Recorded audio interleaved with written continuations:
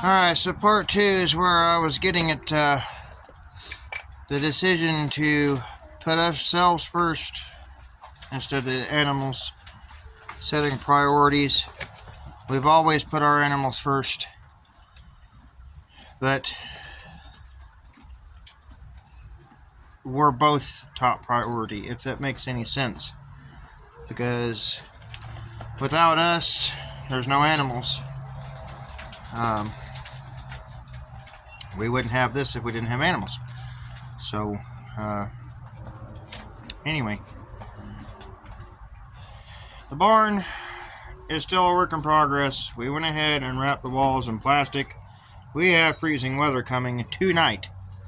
We ended up having a catastrophe with our camper, so we are now in the house way earlier than expected, way earlier than planned. So in an attempt to get these guys out of the weather, it's dry in here. We have had a lot of rain, and you can look at this ground. It is just, it's dry as can be in here. That wasn't the problem. The problem was the wind. They were able to get in here out of the rain as they felt the need to, but they didn't have a wind block. So now they have a wind block. We're doing the best we can, kind of in a rush. We were spending time on the house trying to get it going, hoping to get quite a ways on it, and then start on this. But like I said, I'm gonna have this plastic up, windbreak, and we're gonna add some slats across here along this wall and probably that wall, and that way there is something else there to keep the plastic from blowing off if the wind gets gusty. The front will be open like this. I planned on building a header across there and building a couple doors. Unfortunately, the wind does come from that way, but this is the biggest side of it. And then eventually we're going to have a door back here because the back section over here, this back corner, is going to be fenced off. For ones like Chief that we need to put by itself, they'll have an ability to go outside without us having to let them fully out.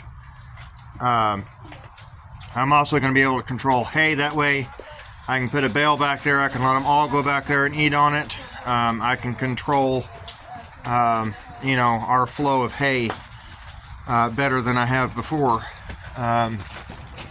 We're getting them a water tub put up in here. We're planning on having them in here tonight, and we will see what the next few days brings us, but we'll have to get the bigger water over here if we have to keep them in here for a longer period of time. But I want to keep them in here just to get them acclimated to it. With our 6-year-old Mustang back there and plastic, well, that just doesn't mix. So I want her to get used to it and know that it's not going to harm her. And with having all 4 of them in here, there's no separation anxiety, and if they feel it's safe, she'll feel safe. So we're going to do it that way and keep these guys out of the weather. But that was the part 2. I got cut off. I ran out of space because I record on my phone. But I will run you guys through the house and how that's going at a later point in time.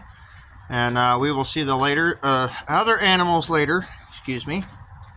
It is a cold, rainy, wet day, and we're just trying to get through before this evening, so we're in a little bit of a rush. We just brought these guys some hay. Got them some hay in here. We've still got to get a lot of rocks and stuff out of here, but I think just for a night or two, I believe they will be just fine. We're not going to keep them in here for a long period of time. They're perfectly fine out there. Chief will probably be the only one that stays in here. We're going to divide off the back part and make it into a stall, and that way we can keep him in here. We're trying to get weight put back on him and keep the other horses from running him away from his feed. These other horses are perfectly fine and healthy, but unfortunately they eat faster than Chief does, which means a lot of times Chief doesn't get his feed. So we had him good, had him on track. We've had him checked by the vet. We're on track for everything. So you know, we're doing good by him.